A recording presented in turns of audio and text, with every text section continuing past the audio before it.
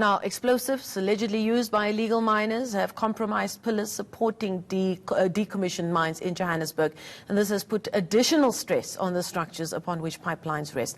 Illegal mines also pose environmental and health hazards for residents. For further analysis on this issue, I'm joined in the studio by Mariette Lieferink from the Federation for a Sustainable Environment. Mariette, thank you so much for joining us. At the core of the story is the human element, human beings putting their lives in danger to try and best put food on the table, but at great risk to themselves. Your organization was involved in the human rights, the SAHRC's inquiry into these illegal mines. What were some of their findings? Yes, they did national hearings on what they term unregulated artisanal miners, and they found that often there is a poor understanding of the profile of the illegal miners. Not all illegal miners are linked to criminal syndicates, and not all illegal miners are illegal immigrants. But it was found that one of the reasons why there is an increase in illegal mining is also because of the downturn of the economy, and especially within the Witwatersrand goldfields, because the gold mining industry is now a sunset industry. There has been an increase in illegal mining.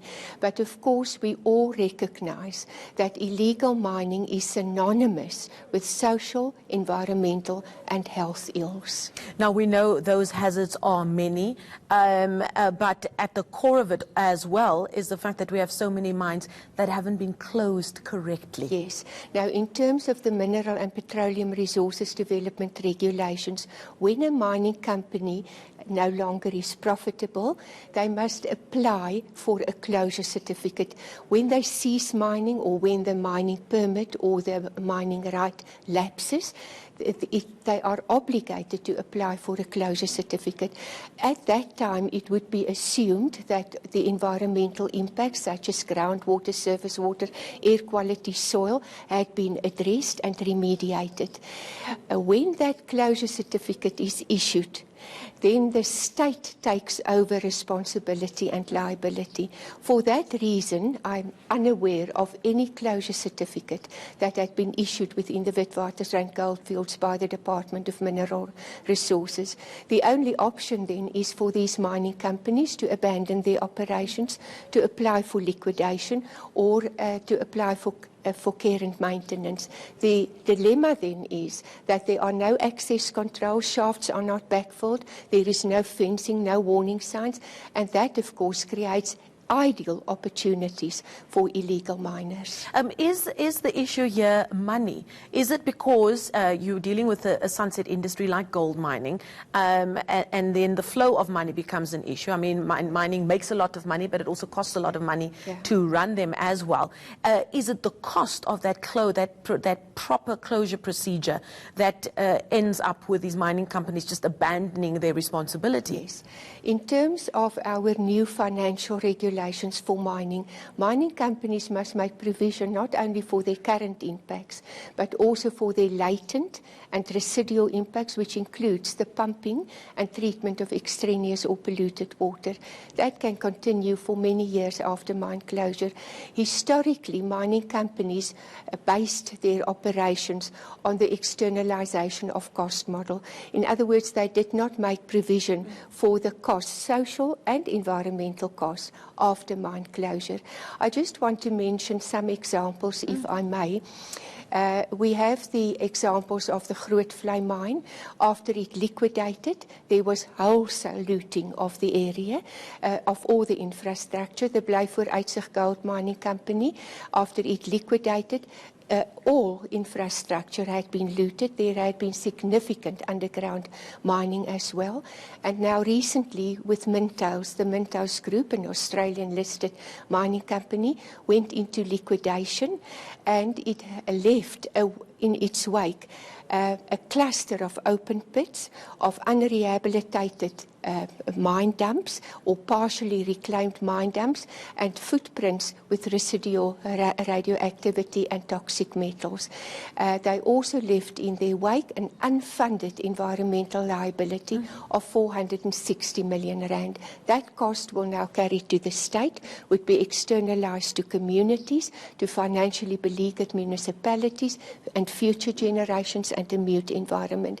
What is also of very great concern is that the liquidators that are appointed after the demise of a mining company, in terms of the Companies Act and the Insolvency Act, their obligation is to protect the interest of the shareholders and the creditors, not the environment.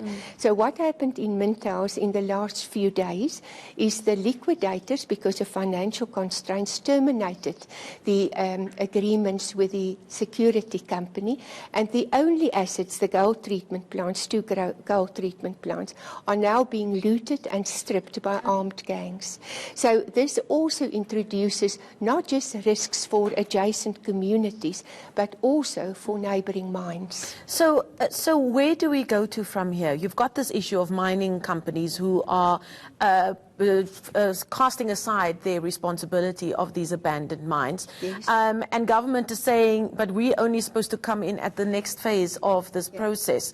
And in the end, in the middle, you're left with an environment that is not being rehabilitated, yes, and communities that are highly at risk. The Parliamentary Portfolio Committee on Mineral Resources did in September an oversight visit of Shiva Mine, it's a uranium and gold mine, and also of Mintails operations, and they recommended to the Department of Mineral Resources to address the gaps in legislation where there is a disconnect between the Insolvency Act, the Mineral and Petroleum Resources Development Act, and also the Companies Act. And to also, they were directed to hold directors personally and collectively responsible for the damage. This is part of our National Environmental Management Act. The polluter must pay, and a whole pool of persons can be held responsible and liable. The Parliamentary Portfolio Committee also directed the Department of Mineral Resources to look at business rescue, because during business rescue, they stated it's a free-for-all. So these are perhaps, we hope, to be addressed in the near future.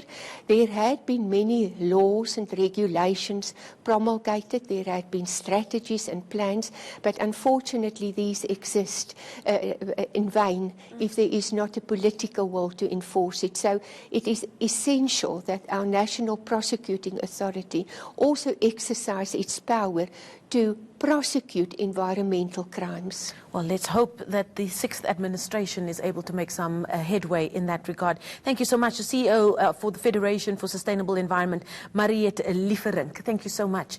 Some great insight there.